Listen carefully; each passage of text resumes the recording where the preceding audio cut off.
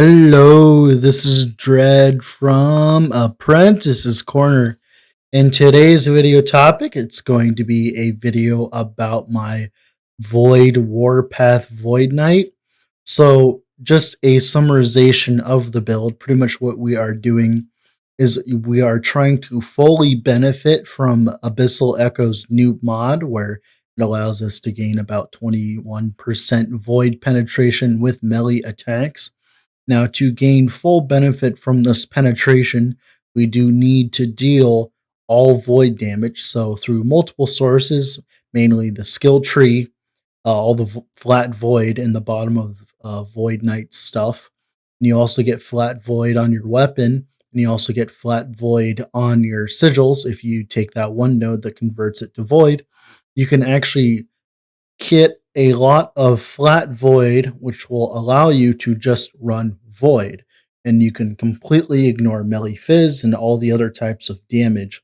And Void Knight actually has a lot of synergies with it, meaning there's a lot of nodes on the tree, including like Woe, for instance, as it allows you to double dip on on your void damage, which is absolutely amazing. You also have the leech node, which allows you to double dip on leech, and it's really efficient. And there's a lot of other nodes, including void essences as well. The void essences allow you to get a lot of damage as well, and it's just a lot of efficient damage thanks to the fact that we are focusing on void damage. Now, this is uh this is just going to be a video about the leveling process and the early monolith farming here. So to level, you're going to level it like any other Warpath build. What you're going to want to do is you're going to want to start with Warpath and travel through the first three minus channel cost points on the right, and then take the elemental damage channel cost node, where it makes you take more damage from elemental sources while channeling Warpath, but you also get -4 to the channeling cost. This will ramp down the channeling cost all the way down to 3 mana, which is highly sustainable at an early level and allows you to pretty much run Warpath for free.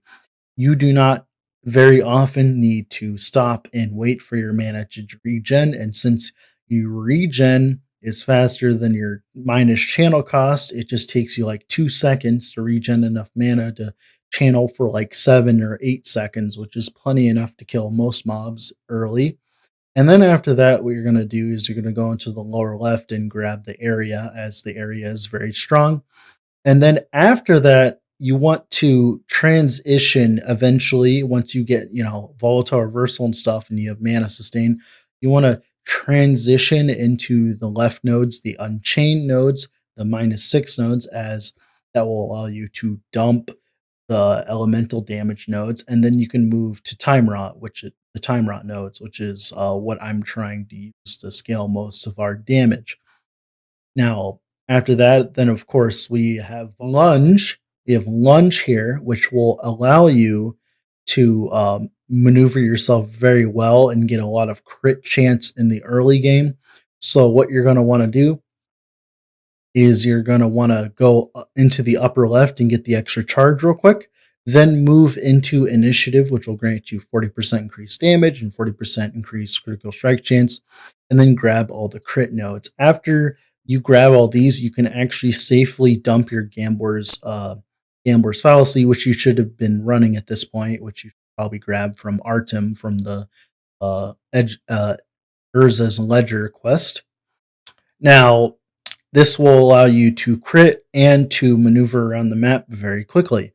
Now, after that, you're at level like 20-ish, when you get your mastery, you want to spend your first 5 points after 20 to get to volatile reversal, which this allows you to gain mana back that you've used recently. And it's very strong with Warpath, as it allows you to sustain it very well. Now, what you want to do is you want to go in the upper left nodes. That gives it -200% cooldown recovery speed, which is okay. You're trading off the health sustain, but you don't need it because you have insane amounts of leech. Now, We get the attack speed as well, as attack speed is very strong with Warpath as it double dips thanks to the fact that you're attacking twice at your attack rate in the beginning. And then after that, you want to take the node that makes it so enemies take 30% increased damage, as it really increases your damage by a lot, especially in bossing situations. And then after that, you're going to want to take sigils of hope. You're going to want to travel from the take the 5 points in Void Knight, then take 2 points into the leech, because the leech is very important. It keeps you sustained, and it's very strong, and it keeps you sustained. And then you want to take all 15 points in Paladin that you'll see here, so that you can get up to Sigils of Hope. And what you're going to want to do is you're going to grab all the flat from it, and then move up to the void damage conversion in the upper left ish, and that will turn all the fire damage from your sigils to void, which will mesh well with everything else that you're doing.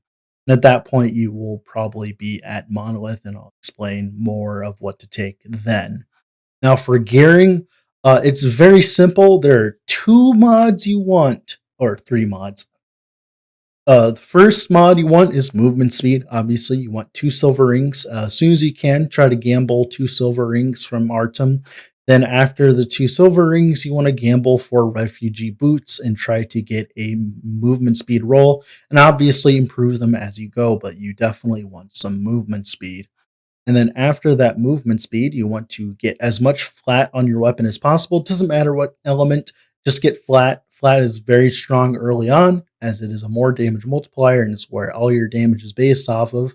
And after that, that's really all you really want. And of course, for armor and stuff, you want as much physical damage reduction as possible, as most things in the entire campaign will mainly deal physical damage to you. There are very little amounts of elemental damage, hence why we can take the 25% take more elemental damage node while leveling, and all the other elements pale in comparison to the amount of physical damage. Obviously, if you find something with void resistance or necrotic resistance while you're leveling, of course, pick it up and use it, but you want to prioritize physical damage reduction, as it is king for leveling. All right, and that's been the leveling section here. We're going to move over to the actual game here and talk about my monolith clear and all that. So, all right, here we are in game with our Sentinel here. His name is It's Always Hard, because it's always hard coming up with names, obviously. And we are a Void Warpath build. Now, I just got done with Monolith, so this is going to be just a looky see at like our gear for Monolith. I did Abomination, and then I was moving on to Black Sun. Just an early look so you guys can see what you guys should be aiming for at what time. So this is going to be a very early look. So first things off, we're going to talk about skills here. So for Warpath, obviously you want to take 1 node into Iron Reach, 3 nodes into Whirling Blades Travel, and then 3 points into Unchained, as it gives us all of our mana reduction we need. As you can tell, our mana goes down very slowly, so that when we reversal, we gain our mana back, or if we just stop for a few seconds, we gain it back very quickly. And then next, we take 2 points into Reckless Combatant Travel, and then 2 points into Zweihander, so that our area is huge. Because without a two-hander, our area is very small. So you definitely want these area nodes. It makes your life feel so much better, and that's all the area you need. You don't even need it on idols. Now, travel point here, 3 travel points here, and then we go into 5 out of 5 Abyssal Tempest with the last node for 150% more damage versus time rotting enemies. This is where most of our damage comes from, and why we're going Void Knight. So that was Warpath. Now we're going to go here, take 3 points of travel into the Fray, 1 point into Double Strike, so that we get 2 charges of our lunge, allowing us to maneuver at will. Then, of course, 3 points into Tactician for cooldown recovery speed and mana efficiency. Always nice on a Warpath build to see mana efficiency. 1 point into initiative, which gives us damage, and crit, which we definitely sorely need the crit chance, as this is most of our crit chance. And then 200% as well. So our crit chance goes up from 9% all the way to 31%, and we only have about 4% extra base crit. We're going to get 4% more, so that number will be much higher. And of course, we take 4 points into armor, 1 point into invincible, obviously, because why not?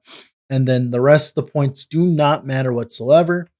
And then now for volatile reversal here, we take 2 points into time sap, 1 point into time loss vitality for the cooldown recovery speed. And of course, obviously you want the attack speed because attack speed with Warpath is amazing, right? Then we take the movement speed so that you can catch up. Funny name, right?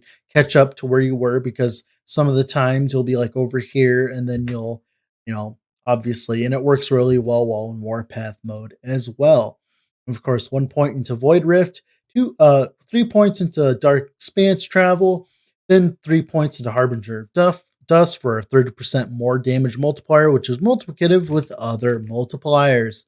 And then, of course, we have food for the worms so that our rifts, they cause time rot so that we have much more uptime on our time rot on Abyssal Tempest. Then, of course, we move up here for another Void Rift. And then our last point will probably be going into either area or time sap. I have not completely decided yet, as both of them are kind of like, doesn't really matter.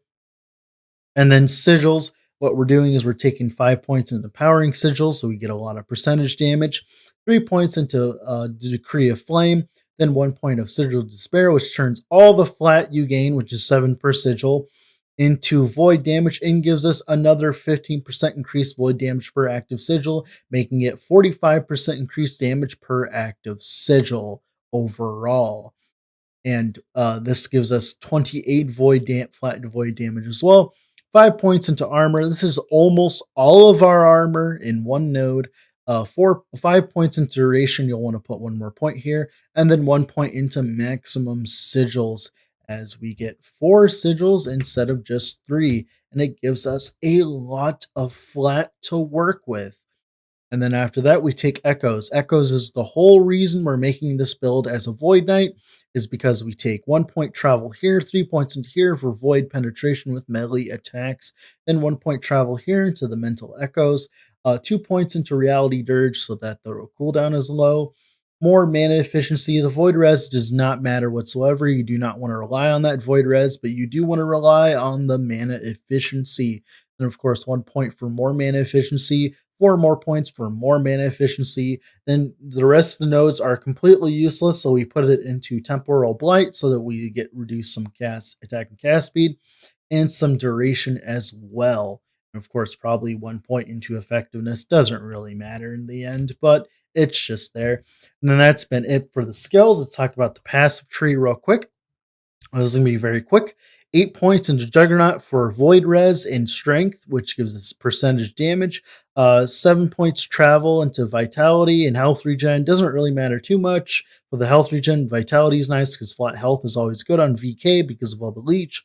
And then 5 points into Armor Clad, as it gives us damage taken from nearby enemies minus 10% and some flat armor. And then, of course, after that, we take 5 points into Temporal Corruption so that we get 10 flat void damage, because this is where all of our flat is coming from here, our sigils and our weapon. Then after those 5 points to unlock Volatile Reversal, we take 15 to take Sigils of Hope. So 5 points here. These are pretty much wasted. 6 points into Valor for Vitality, more flat HP. Then 4 nodes into Flash Brilliance for more flat HP so that we can run Sigils of Hope. And then now after that, you want to take 2 points into World Eater, as this double dips and gives us even more leech, gives us 6% overall because we're dealing melee and void damage at the same time. Then 9 points travel into Abyssal Endurance for more Void Res, or Void Res is capped. 8 points into Void Blades, as we want more flat damage, obviously, because we're not getting flat damage from any other source other than sigils, etc. 1 point to Void Corruption. This should be about like 80% critical strike multiplier for one node. One of the main reasons you play Void Knight. Then we took 5 nodes into Melee Time Rot Chance so that the uptime on our time rot node here is much more substantial than 5 points into singular purpose, as it gives us 75% increased void damage and 25% increased void res, which should, in theory, cap your res so that you do not have to run any on gear whatsoever. And then, of course, 12 points into woe, as this gives us 12% increased damage per node because we're dealing melee damage and we're dealing void damage on melee kill. So 12% damage per node, and of course, increased armor on melee kill, which actually matters for this build specifically because of the fact that we are utilizing sigils to stack a lot of flat armor. And then after this, what I would heavily suggest doing is finishing out Woe, moving up to Void Aegis, and then after that, filling out Essence of the End. And then after that, you'll have to wait for the next video, which should be out in a few days or two. And that's been it for the passive tree. Now we have the actual uh, gear itself. This is literally best in slot idle. You want 4 of these. Best in slot, 4 of these. Melee shred, armor on hit, because obviously we are a melee build that hits. So you want the shred because armor shred is amazing now. You want increased melee damage for 4 seconds after skill echoes. As of right now, during this patch, Abyssal Echoes is a little bugged and is not getting the 10% chance to echo if you turn it into a instant cast, which is not supposed to be the case. So you're actually supposed to get the echo from this. So this is supposed to be one of your sources of echo to proc your adorned 72% increased melee damage, and your sigils can proc it as well. I'm just waiting for it. Waiting for it here. Waiting for it. Just one moment here. Waiting for it. Okay, when you echo, you get a lot more damage. That's the whole point of it, right? And you're supposed to echo a lot more, especially right before a boss, right? For more damage. It's like derping on me. Where is it going? There you go. There's the echo. And then we'll get more damage after we echo, right? So hard sometimes. All right. And then that's pretty much it for idols. For weapon, you want flat damage, flat melee void, and then you want increased attack speed. You want a 2-hander pole arm with as much base crit as possible. You do not care about the melee fizz at all as the base. Helmet, vitality, set, res, whatever. I have pretty shitty gear. So as you can tell, the chest is actually really good. This is a really good chest. I got a really good belt with the dodge rating. You obviously want the dodge because, since you're a Void Knight, you don't have block and you don't have any other defense other than armor and block. So you need to max those out to be defensive. I'm just using this until I can find a better ring. Using this till I can find a better ring. Using this. This is pretty good. This will probably keep me till endgame. This pair of boots pretty good. Got the set Ellie res preparing to start capping my res, and this whatever relic I found on the floor. Obviously, I'll be improving my gear, but I wanted to show you guys that what it looks like in the middle of creating a build in SSF and what you should expect. These are my stats as well. And here is my damage just for purposes to show you what my damage looks like and such. Like 14,000 at max. It's like not that bad, considering that this is day 1, level 62. With that being said, thank you so much for watching the video. It's a lot different now because of the better editing style, and we're going to cut it up into different pieces so I can get more information to you guys overall. If you guys like this kind of stuff, I would suggest you like the video, subscribe, and just so you know, I'm streaming pretty much almost every day on Twitch, so go give me a follow there. Link will be in the description. I also have a Discord, which I talk to people regularly on. And that being said, thank you so much for watching, and the next part where I push this build even farther into the monolith, and then of course the arena run, I'll talk to you guys later and see you guys then. Bye!